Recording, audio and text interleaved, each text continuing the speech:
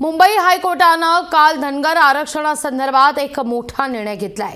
धनगर आरक्षणाबद्दल याचिका मुंबई हायकोर्टानं फेटाळून लावलेली आहे। धनगरांच्या आरक्षणासंदर्भात याचिका दाखल करण्यात आलेल्या होत्या, ज्या याचिका फेटाळून लावलेल्या आहेत। धनगरांना एसटी प्रवर्गातून आरक्षण देण्यास कोर्टानं नकार दिलेला आहे। या सगळ्या संदर्भात राजकीय वर्तुळातून प्रतिक्रिया सुद्धा उमटते। आता कोर्टानं असं म्हणणं आहे की आम्हाला याच्यामध्ये जास्त आम्हाला इंटरफेअर करायला अधिकार नाही आहेत। ज्या यादीमध्ये प्रेसिडेन्शियल ऑर्डरमध्ये कमी जास्त स्वल्प मात्रा काना मात्रा काही बदल करायचा असेल किंवा एखादी त्या जात झिरो जात असेल तरी सुद्धा त्याच्यामध्ये आम्हाला इंटरफेअर करायचा आम्हाला मुळीच अधिकार नाही आहे।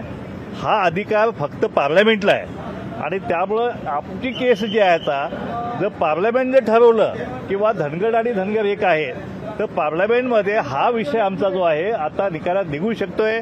केस डिसमिस केली हे फार मोठं आमच्या धनगर समाजासाठी दुर्दैव आहे, पण अजूनही आम्ही हरणार नाही आणि आमचा राजकीय लढा हा चालू राहील। कारण जरी कोर्टाने म्हटलं आहे, आदरणीय कोर्टाने, की ही केस आम्ही डिसमिस करत आहे, पण आम्हाला पुढचा मार्ग अजूनही मोकळा आहे। त्यांनी हे पार्लमेंटकडे पाठवावं असं जे म्हटलं आहे त्याचा आम्ही पाठपुरावा करू आणि आरक्षणाचा हा लढा चालू राहील। आज महाराष्ट्रातल्या धनगर समाजाला आनंदाचा दिवस येईल असं चिन्ह दिसत असताना सुद्धा महाराष्ट्रातल्या धनगर समाजामध्ये चिंतेची बाब म्हणजे की महाराष्ट्रातल्या मुंबई हायकोर्टानं धनगर समाजाची एसटी आरक्षणाच्या निर्णयाची याचिका फेटाळण्यात आली। धनगर समाजाला एसटी आरक्षणापासून वंचित ठेवण्याचं महापाप राजकीय नेते मंडळी आणि त्याच्याबरोबरच न्यायव्यवस्थेने आमच्या विरोधात केलेलं आहे। बुद्धिभेद करून पुन्हा न्यायालयाकडे निर्देश दाखवले आणि न्यायालयातून आरक्षण मिळेल असं सांगितलं आणि न्यायालयात धनगर समाजासाठी सकारात्मक प्रतिज्ञापत्र सादर केलेलं आहे असं सांगितलं।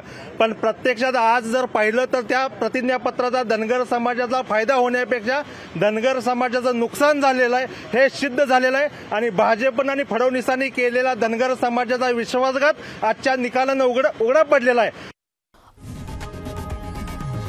लोकशाही मराठी ऐका, पहा, जागरूक रहा।